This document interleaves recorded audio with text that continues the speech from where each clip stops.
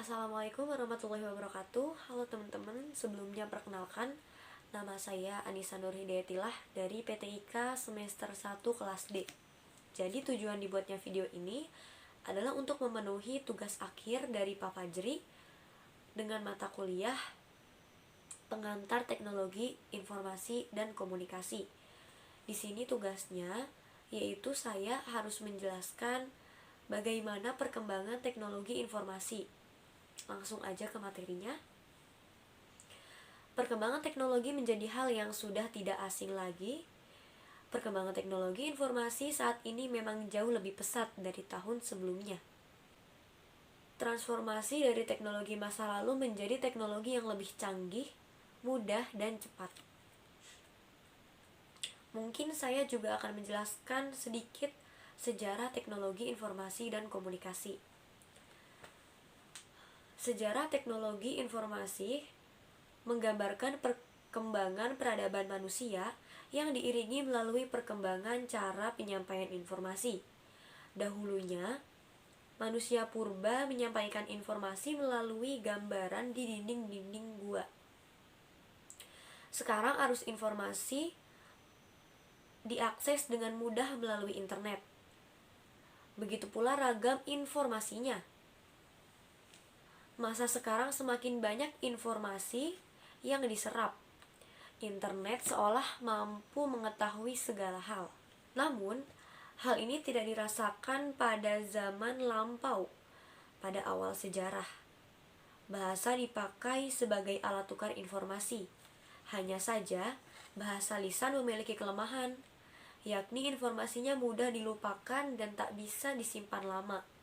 Ya, karena kan lisan itu kan antara manusia dan manusia, jadi mudah untuk lupa gitu ya, karena nggak ada memory card kalau bahasa informasinya.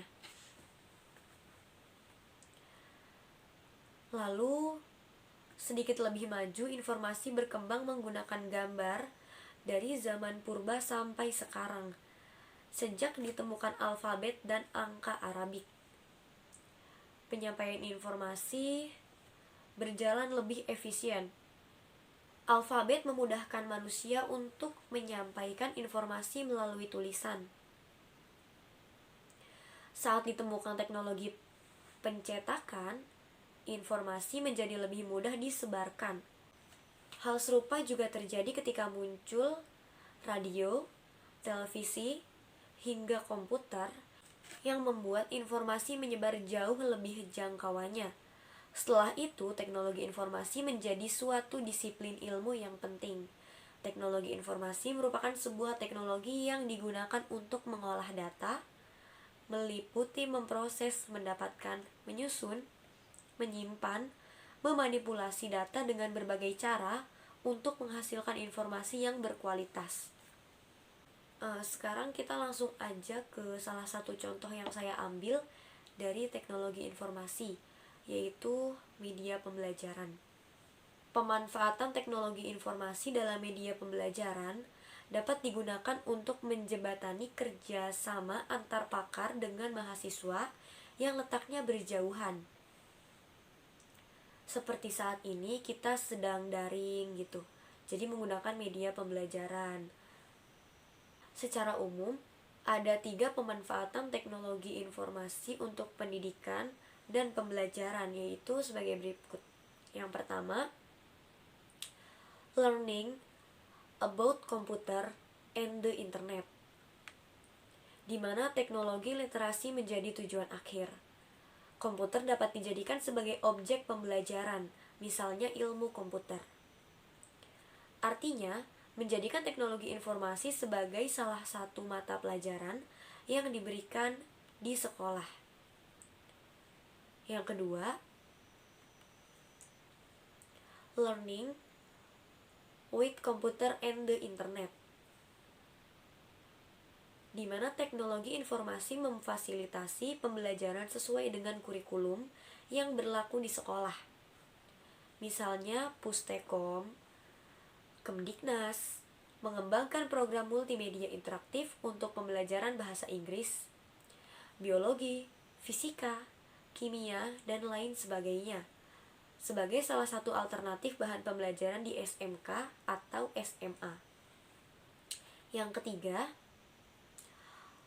learning through computer and the internet, yaitu mengintegrasikan pengembangan keterampilan-keterampilan berbasis teknologi, informasi dengan aplikasi-aplikasi dalam kurikulum. Misalnya, mahasiswa melakukan riset online, menggunakan spreadsheet dan program database untuk membantu mengorganisasikan dan menganalisa data atau menggunakan word processing untuk menyusun laporan penelitian.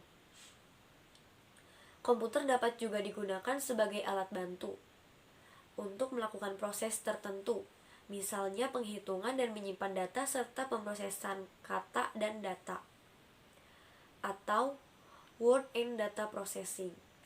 Beberapa contoh penerapan dan pemanfaatan teknologi informasi dalam kegiatan pembelajaran antara lain sebagai berikut. Yang pertama saya contohkan di pemanfaatan program multimedia. Multimedia dapat diartikan sebagai komputer yang dilengkapi dengan CD player, sound card, speaker, dengan kemampuan memproses gambar gerak, audio dan grafis dalam resolusi yang tinggi.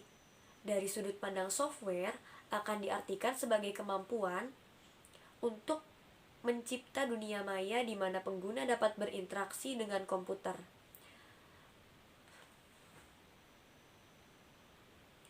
Program multimedia dapat digolongkan dalam 4 kategori, yaitu kategori yang pertama hiburan, seperti game, film interaktif, dan lain-lain.